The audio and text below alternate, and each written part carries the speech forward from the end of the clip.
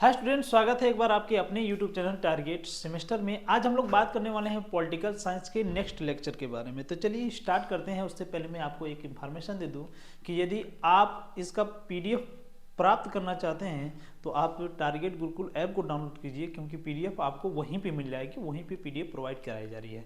चलिए देर न करते हुए हम लोग पहुँचते हैं अपने लेक्चर की तरफ। और आज हम लोग देखने वाले हैं यूनिट 2 पॉलिटिकल साइंस 101, यानी कि जो हमारा सब्जेक्ट है पॉलिटिकल साइंस, जो पहला पेपर है उसके यूनिट 1 को हम लोग खत्म कर चुके हैं और अब आ गए हैं हम यूनिट 2 पर।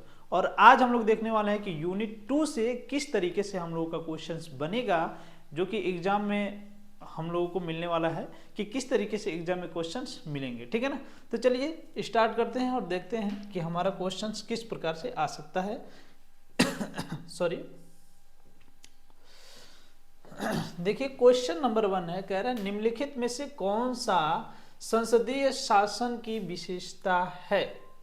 इंग्लिश में एक बार इसको देख लीजिए। Which features is specific to a parliament system of the government is the option below. ठीक है ना। तो इसका आपका सही आंसर हो जाएगा कार्यपालिका विधायिका का अंग होता है। क्या होता है? कार्यपालिका विधायिका का अंग होता है। ये आपका सही आंसर हो जाएगा, ऑप्शन नंबर ए। ठीक है ना। It is a parts of the executive legislature. अब यही ऑप्शन कैसे सही होगा, इसके बारे में हम लोग डिस्कस करने जा रहे हैं। कौन कौन से ऐसे कारण से जो इसी ऑप्शंस को सही कर रहे हैं। क्या ये भी सही हो सकता है? नहीं, ये नहीं, ये नहीं। ठीक है ना। तो चलिए देख लेते हैं क्यों ये सही होगा। देखिए कार्यपालिका जो होता है वो विधायिका का अंग होता है। किस तरीके से होता है? वास्तव में हम लोग ये देखते हैं कि सरकार का जो रूपरेखा है, ठीक है ना, वो कुछ इस तरीके से बनता है। सरकार के 3 पार्ट्स होते हैं। ठीक है ना। जिसमें होता है कार्यपालिका, विधायिका और न्यायपालिका। ठीक है ना। अब यहां पे यदि हम लोग बात करें कि कार्यपालिका विधायिका का अंग होता है, तो ये इस प्रकार से कार्यपालिका विधायिका का अंग होता है क्योंकि जो विधायिका होती है इसमें 2 सदन होते हैं। एक होता है लोकसभा और दूसरा होता है राज्यसभा। क्या होता है? लोकसभा और राज्यसभा। और होता क्या है, लोकसभा जो होता है उसमें जो एक दल होता है जो कि पूर्ण बहुमत प्राप्त करके, पूर्ण बहुमत से ज्यादा बहुमत प्राप्त करके जाता है, तो उसी दल का जो नेता होता है, बहुमत दल का जो प्रमुख नेता होता है, उसी को क्या किया जाता है, इसका प्रमुख नेता चुना जाता है। ठीक है। और यही नेता क्या करता है, एक मंत्री परिषद का गठन करता है और राष्ट्रपति से उन सभी मंत्री, पूरे जो केंद्रीय मंत्रिमंडल होता है उसका निर्माण कराता है। निर्माण कराने के पश्चात और वही जो व्यक्ति होता है, उसका जो प्रमुख होता है, वो लोकसभा के बहुमत दल का जो नेता होता है वही होता है प्रधानमंत्री। और प्रधानमंत्री जो एक मंत्रिमंडल का निर्माण करता है, केंद्रीय मंत्रिमंडल का निर्माण करता है, तो ये केंद्रीय मंत्रिमंडल जो काम करती है, कहाँ जाके काम करती है?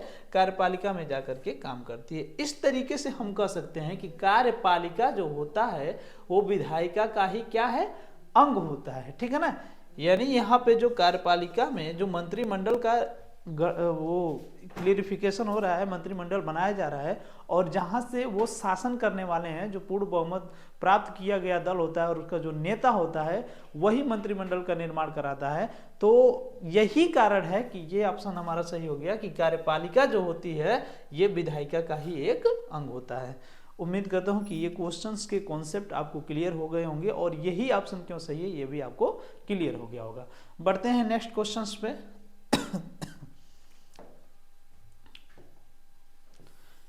क्वेश्चन नंबर 2 कह रहा है, क्वेश्चन नंबर 2 है, निम्नलिखित में से कौन सा अध्यक्षीय शासन पद्धति की विशेषता नहीं है। यहां पे आप लोग ध्यान दीजिएगा। क्वेश्चन जब ऑब्जेक्टिव क्वेश्चन हम लोग सॉल्व करते हैं तो है या नहीं है, यहां पे आपको ध्यान देने की बहुत आवश्यकता होती है। और एक चीज और समझिए, इंग्लिश में भी थोड़ा सा इसको पहले देख लेते हैं। Which is not characterise of the presidential systems of governments among the option below. ठीक है ना। तो आपका सही आंसर हो जाएगा निचले सदन का विघटन। ठीक है ना। क्या होता है? निचले सदन का विघटन। वास्तव में एक शासन व्यवस्था होती है, जैसे सरकार का जो अंग होता है, सरकार के जो विभिन्न गवर्नमेंट्स के जो थ्री पार्ट्स होते हैं ए बी सी, जिसमें से बी वाले पार्ट्स में हम लोग देखते हैं कि इसके भी दो पार्ट्स हैं, ठीक है ना। तो होता क्या है, इसमें जो होता है लोकसभा जो होता है, जिसे हम लोग निम्न सदन बोलते हैं, जिसे लोअर पार्लियामेंट्स जो होता है, ठीक है ना, वो क्या होता है, उसको हम लोग क्या कर सकते हैं, उसको हम लोग डिस्ट्रॉय कर सकते हैं। किसके द्वारा? जो राष्ट्रपति होता है उसके द्वारा इसको डिस्ट्रॉय किया जा सकता है, लेकिन जो अध्यक्षीय शासन होता है उसमें निचले सदन का विघटन नहीं किया जा सकता है। तो आपका यही आंसर सही हो जाएगा, ठीक है ना। बढ़ते हैं अगले क्वेश्चंस की तरफ। अगला क्वेश्चन है हमारा नेक्स्ट क्वेश्चन कह रहा है अधिनायक तंत्र में किसका लोप हो जाता है? व्यक्तियों की आत्मनिर्भरता, व्यक्तियों की क्रियाशीलता, व्यक्तियों की स्वतंत्रता। इंग्लिश में देख लिया जाए, whose laws acquire in the totalitarian systems, ठीक है ना। तो ये आपका सही आंसर हो जाएगा all of this, independence of individual, activity of individual, freedom of individual, ठीक है ना। तो व्यक्ति जो होते हैं इनके आत्मनिर्भरता, कार्यशीलता और व्यक्तियों की स्वतंत्रता, ये सभी के सभी क्या हो जाते हैं, सभी के सभी को क्या कर दिया जाता है, खत्म कर दिया जाता है। और यही कारण है कि इसको अधिनायक तंत्र बोलते हैं। तो आपका सही आंसर हो जाएगा उपरोक्त सभी, ऑल ऑफ दिस, ठीक है ना। क्योंकि जो अधिनायक तंत्र जो व्यवस्था होती है एक तरीके से निरंकुशवाद होती है, निरंकुशवाद, ठीक है ना। इसमें निरंकुश शासन होता है और ये जो निरंकुश शासन व्यवस्था होती है इसमें किसी भी व्यक्ति की स्वतंत्रता छीन ली जाती है। क्या कर ली जाती है? खत्म कर दी जाती है, ठीक है ना। यही कारण है कि इसका सही आंसर हो जाएगा ऑल ऑफ दिस, उपरोक्त सभी। बढ़ते हैं नेक्स्ट क्वेश्चन की तरफ। नेक्स्ट क्वेश्चन कह रहा है निम्नलिखित में से किसने नकारात्मक स्वतंत्रता का सिद्धांत दिया है? आपका सही आंसर हो जाएगा मिल, ठीक है ना।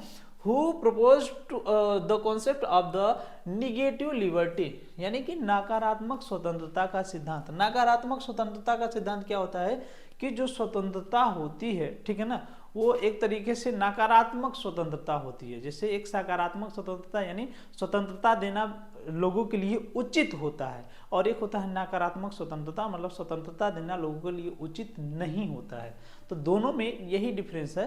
तो नकारात्मक जो स्वतंत्रता होता है उसके जो समर्थक हैं वो कौन है? मिल है, ठीक है ना। तो आपका सही आंसर ऑप्शन नंबर डी हो जाएगा, मिल, ठीक है ना। कौन हो जाएंगे? मिल। बढ़ते हैं नेक्स्ट क्वेश्चन की तरफ। नेक्स्ट क्वेश्चन कह रहा है व्यवहारवाद के जनक कौन है? इस क्वेश्चन को थोड़ा सा स्किप कीजिएगा, इसका जो है थोड़ा सा मुझे कंफ्यूजन है क्योंकि आमंड सही नहीं होंगे, इसको हमें देखना पड़ेगा, ठीक है ना। नेक्स्ट क्वेश्चन देख लेते हैं हम लोग। नेक्स्ट क्वेश्चन कह रहा है कि निम्नलिखित में से कौन सा व्यवहारवाद से संबंधित नहीं है? तो आपका सही आंसर हो जाएगा विशुद्ध विज्ञान, ठीक है ना। विशुद्ध विज्ञान ये व्यवहारवाद से संबंधित नहीं है। इंग्लिश में देख लेते हैं which of the following is not related to behaviourism, ठीक है ना। Technical applications, pure science, verification and traditions.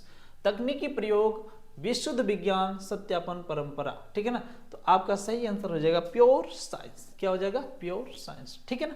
तो यहाँ पे एक चीज समझिए कि यही ऑप्शन क्यों सही है। इसका कारण क्या है? क्योंकि देखिए तकनीकी का प्रयोग व्यवहारवाद से संबंधित है, ठीक है ना। क्योंकि व्यवहारवाद में तकनीकी का प्रयोग किया जाता है और वही सत्यापन, प्रूफ करने का भी जो सिलसिला है वो भी होता है, ठीक है ना, वेरिफिकेशन करना, ठीक है। और परंपरा को भी ऐड किया जाता है। राजनीति एक तरीके से परंपरा पर ही निर्भर है और उसके साथ चलती है, ठीक है ना। लेकिन एक्चुअल में जो 100% विज्ञान होता है, विज्ञान का स्पष्ट यहाँ पे रिजल्ट निकल के जैसे आता है विज्ञान में, उस तरीके से राजनीति में नहीं है, ठीक है ना। यही कारण है कि यहाँ पे जो ये आपका ऑप्शन होगा वो सही हो जाएगा, विशुद्ध विज्ञान, ठीक है ना। बढ़ते हैं नेक्स्ट क्वेश्चन की तरफ। नेक्स्ट क्वेश्चन कह रहा है व्यवहारवाद का आधार है। क्या है? व्यवहारवाद का आधार है। आपका सही आंसर हो जाएगा उदारवाद, ठीक है ना। क्या हो जाएगा? उदारवाद। क्यों सही होगा? देखिए व्यवहारवाद क्या होता है? व्यवहार वास्तव में कि एक तरीके से लोगों के बीच में जो व्यवहार है उसी को बढ़ावा दिया जाना, यही व्यवहारवाद होता है। और एक चीज और समझिए, उदारवाद ही क्यों सही है, समाजवाद क्यों नहीं, अनुभववाद क्यों नहीं और साम्यवाद क्यों नहीं। समाजवाद में लगभग सभी लोगों को समाज में समान रहने की अनुमति दी जाती है, ठीक है ना। साम्यवाद भी उसी से मिलता जुलता ही स्वरूप है। और अनुभव का तो आप मतलब जानते हैं, अनुभव का मतलब जो चीज़ें हमें अपने लिए अनुभव किया या फिर किसी माहौल में रह करके उसका जो अनुभव किया, उसका जो हमें रिजल्ट मिलता है उसी को हम लोग क्या कहते हैं, एक्सपीरियंस जो मिलता है वो अनुभव होता है, ठीक है ना। उदारवाद जो होता है, उदारवाद में क्या होता है, उदारवाद का मतलब होता है किसी के प्रति बहुत अच्छा व्यवहार करना, एकदम अच्छा व्यवहार करने का जो वो होता है उसी को हम लोग बोलते हैं व्यवहारवाद, ठीक है ना। तो यहाँ पे ये चीज समझने की जरूरत है कि जो उदारवाद है यही बेस बन जाता है किसका, व्यवहारवाद का। क्योंकि अगर आप अगर किसी के प्रति बहुत उदार व्यवहार करते हैं तो वही चीजें क्या होती हैं, व्यवहार को बढ़ा देती हैं, ठीक है ना। तो यही कारण है कि जो उदारवाद है, ठीक है ना, यही व्यवहारवाद का क्या बन गया, आधार बन गया, ठीक है ना। बढ़ते हैं नेक्स्ट क्वेश्चन की तरफ। नेक्स्ट क्वेश्चन है, निम्न में से राजनीति शास्त्र में प्रयोग का सुंदर उदाहरण क्या है, ठीक है ना। तो राजनीति शास्त्र में प्रयोग का सबसे सुंदर उदाहरण है भारत शासन अधिनियम 1919, ठीक है ना। यहाँ पे देखिए ऑप्शन है, भारत की आजादी नहीं होगा, उपनिवेशवाद का अंत नहीं होगा, कोई नहीं, तो ये भी नहीं होगा। अब भारत शासन अधिनियम 1919 क्यों सही है, इंग्लिश में देख लेते हैं। Which is a beautiful example of use to politics in political science, ठीक है ना। सही answer governments of India act 1990, ठीक है ना। तो यहां पे समझने की ये जरूरत है कि 1919 में कुछ ऐसे विशेषताएं लाई गई थी, जो 1919 का अधिनियम जो आया था उसमें कुछ इतनी बेहतरीन विशेषताएं थी जो कि भारत के लिए बहुत ज़्यादा बेनिफिशियल थी, ठीक है ना। अब चूंकि वो एक बहुत लंबा कॉन्सेप्ट हो जाएगा और बहुत लंबा फैक्ट भी हो जाएगा, कई फैक्ट उसमें आ जाएंगे, तो उसको हम लोग बाद में चर्चा कर लेंगे। परंतु यहाँ पे जो सही आंसर हो जाएगा वो हो जाएगा आपका भारत शासन अधिनियम 1919, ठीक है ना। तो यही कारण है कि भारत शासन अधिनियम 1919 जो है राजनीति शास्त्र में प्रयोग का बहुत सुंदर उदाहरण माना जाता है, ठीक है। बढ़ते हैं नेक्स्ट क्वेश्चंस की तरफ। क्वेश्चंस कह रहा है, राजनीति विज्ञान में ऐतिहासिक पद्धति को अपनाने वाला प्रथम विचारक कौन था। तो आपका सही आंसर हो जाएगा अरस्तु महोदय, ठीक है। बढ़ते हैं, थोड़ा सा इनके बारे में जानकारी कर लेते हैं। जो राजनीति शास्त्र के जनक हैं उन्हें भी अरस्तु ही है, राजनीति शास्त्र के जनक यानी फादर ऑफ पॉलिटिकल साइंस। और एक चीज और समझिए, इन्होंने अधिपति विज्ञान भी माना है, अधिपति विज्ञान, ठीक है ना। और मास्टर साइंस भी माना है। मास्टर साइंस का मतलब क्या होता है कि ये जो है सर्वोत्तम विज्ञान है, क्या भाई, मास्टर साइंस, ठीक है। मास्टर, इन्होंने क्या माना है, इन्होंने विज्ञान को, ये जो राजनीति शास्त्र है इसको सर्वोत्तम विज्ञान माना है, मतलब मास्टर साइंस माना है, ठीक है ना। तो इतना भी, मतलब अरस्तु के बारे में इतना भी आप जानकारी रखिए ताकि नेक्स्ट क्वेश्चन आपका सही हो सके इससे रिलेटेड, ठीक है ना। बढ़ते हैं अगले क्वेश्चन की तरफ। आपका 10वां क्वेश्चन है, अरस्तु के द्वारा क्रांति के कारणों और उनके निराकरण के लिए कितने संविधानों का तुलनात्मक अध्ययन किया गया था। How many constitutions were comparatively study by Aristotle for the causes and remedies of revolutions. मतलब ये कह रहा है क्वेश्चंस कि अरस्तु ने क्रांति के कारण और उनके निराकरण के लिए, यानी कि क्रांति क्यों होते हैं और इसका निराकरण कैसे किया जा सके, ठीक है ना।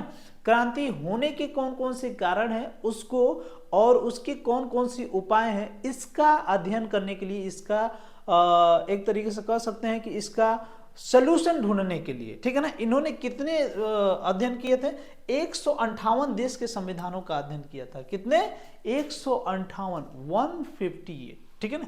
इतने देशों का कंपेरेटिवली मतलब कंपेयर करके कहाँ का संविधान कैसा होगा, कहाँ का संविधान कैसा होगा, उस समय इन्होंने इतने देशों का अध्ययन किया, कॉन्स्टिट्यूशन का अध्ययन किया।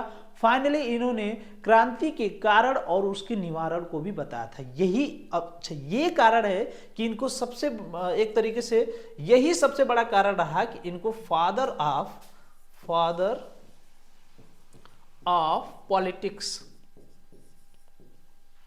माना गया। ठीक है ना, क्लियर है।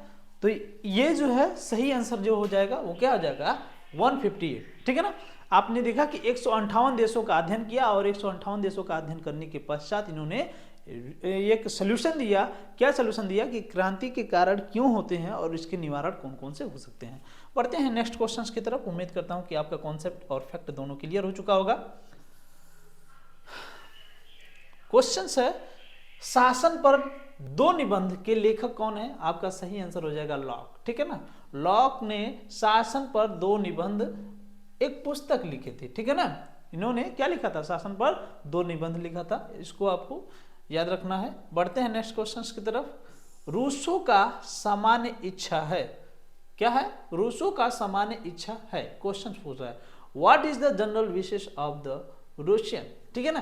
यानी कि रूसो ने जो, देखिए सबसे पहले मैं बता दूं कि ये जो रूसो थे सामाजिक समझौता के सिद्धांत से संबंधित थे। सामाजिक समझौता। ठीक है, सोशल कॉन्ट्रैक्ट से ये संबंधित थे। इनके साथ साथ हाब्स लॉक ये भी थे। ठीक है ना। अब इन्होंने क्या किया था, सामान्य इच्छा का सिद्धांत भी दिया था। क्या दिया था, सामान्य इच्छा का सिद्धांत। ठीक है ना, सामान्य इच्छा। ठीक है, सामान्य इच्छा का सिद्धांत जब इन्होंने दिया था तो इन्होंने बताया कि देखिए सामान्य इच्छा जो होती है मतलब सभी व्यक्तियों को इच्छाओं को अगर ऐड कर लिया जाए तो उससे जो निष्कर्ष निकल करके आता है वही होता है सामान्य इच्छा। तो वास्तव में सभी की वास्तविक इच्छाओं का जो योग होता है यही आपका सही आंसर हो जाएगा। और इन्होंने सामान्य इच्छा का सिद्धांत इसलिए दिया था क्योंकि समाज में रहने वाले जितने भी व्यक्ति हैं उनकी वास्तविक इच्छा क्या है। अगर उनकी वास्तविक इच्छाओं का हम लोग अध्ययन करते हैं तो सामाजिक समझौता सिद्धांत जो है इसको हम लोग कंप्लीट कर पाएंगे। जिससे इसका क्या निष्कर्ष होना चाहिए, सामाजिक समझौता किस तरीके से होना चाहिए और सामाजिक समझौता में किस व्यक्ति को हमें अपनी शक्ति देनी चाहिए, किसको नहीं देनी चाहिए, इसका क्लियरिफिकेशन करने के लिए उन्होंने बताया कि जब हम सभी की वास्तविक इच्छाओं का योग अगर कर लेते हैं और उसके बाद निष्कर्ष निकालते हैं तब हमें ये फाइनल डिक्लेयर कर पाएंगे कि हमें अपने शासक को, किस शासक को हमें अपना शासक चुनना है या फिर किस व्यक्ति को शासक चुनना है। क्योंकि उस समय जो हुआ करता था कॉन्सेप्ट वही हुआ करता था जिसकी लाठी उसकी भैंस। ठीक है ना।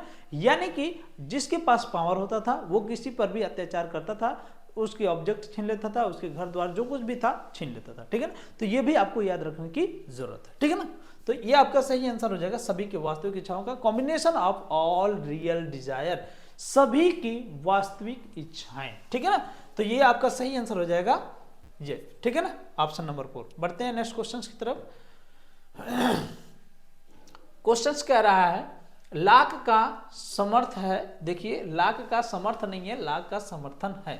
यहां पे आप सही कर लीजिएगा, लाख का समर्थन है। किसमें है लाख का समर्थन, संवैधानिक राजतंत्र में।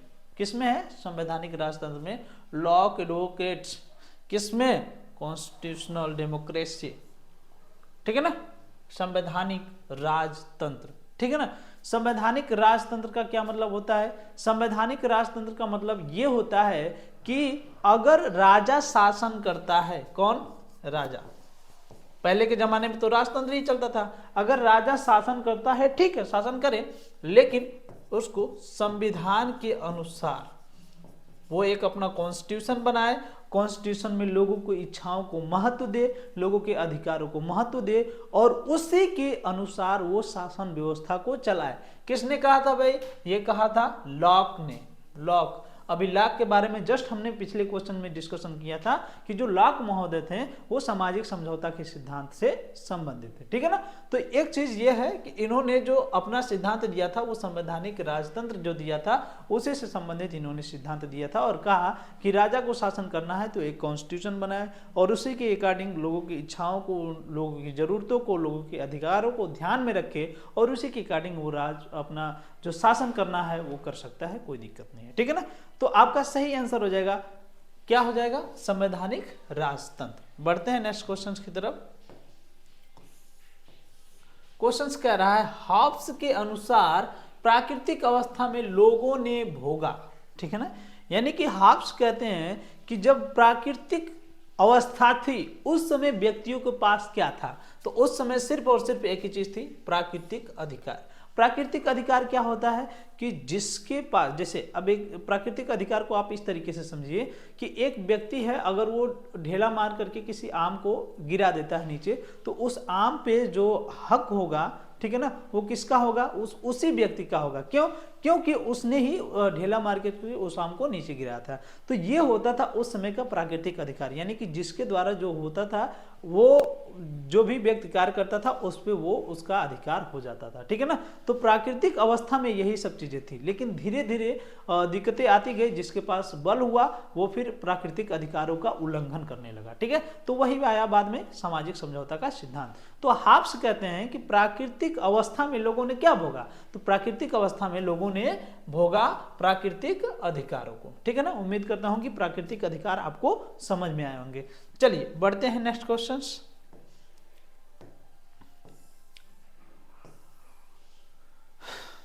क्वेश्चंस कह रहा है रूसो के अनुसार प्राकृतिक अवस्था कैसा था। According to Rousseau the state of nature in Russia was, मतलब उस समय प्राकृतिक अवस्था कैसी थी, जो रूसो के अनुसार, ठीक है ना। तो रूसो के अनुसार जो प्राकृतिक अवस्था थी शांति और खुशी का काल था, a time of the peace and happiness.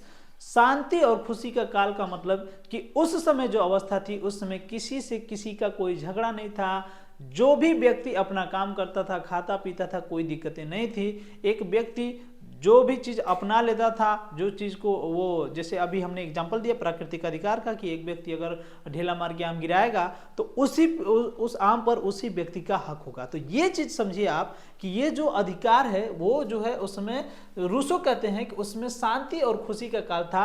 क्यों शांति और खुशी का काल था? क्योंकि उस समय जो व्यक्ति हुआ करते थे, जो भी काम करते थे, उस काम पे, उस ऑब्जेक्ट पे उसी व्यक्ति का हक हुआ करता था, ठीक है ना। तो उस समय सारे व्यक्ति इस तरीके से काम करते थे और फाइनली खुश भी रहते थे, ठीक है ना। तो उन्होंने कहा कि शांति और खुशी का काल था, ठीक है ना। तो ये आपका ऑप्शन सही हो जाएगा। तो बढ़ते हैं नेक्स्ट क्वेश्चन की तरफ। क्वेश्चंस कह रहा है आदर्श बर्बर शब्द का सर्वप्रथम प्रयोग किया, तो किसने किया था? ये भी रूसो ने ही किया था। किसने किया था भाई?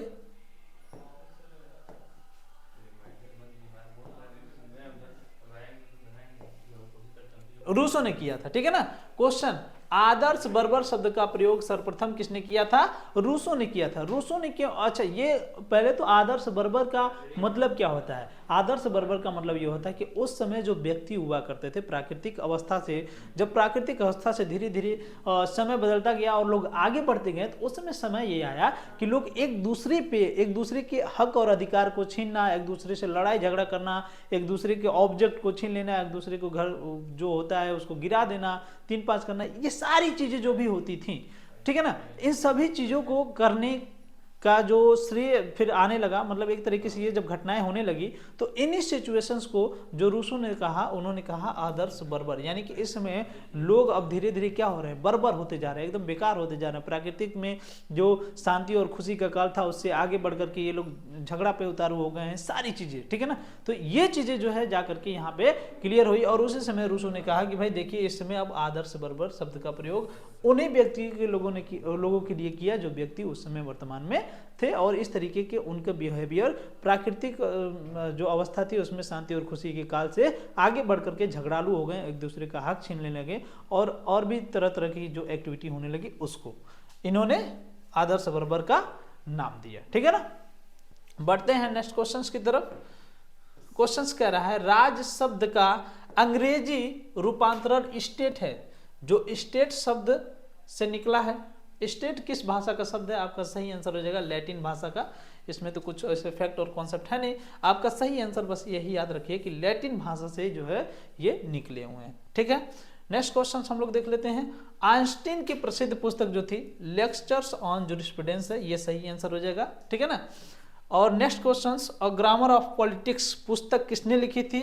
लॉस्की महोदय ने लिखी थी। ठीक है ना। तो पुस्तक को आपको याद करना पड़ेगा, क्योंकि इसका कोई भी कॉन्सेप्ट और वैसा होता नहीं कि कुछ ट्रिक बताया जाए और याद हो जाए। ठीक है ना। तो पुस्तक को आपको जनरली याद करना पड़ेगा।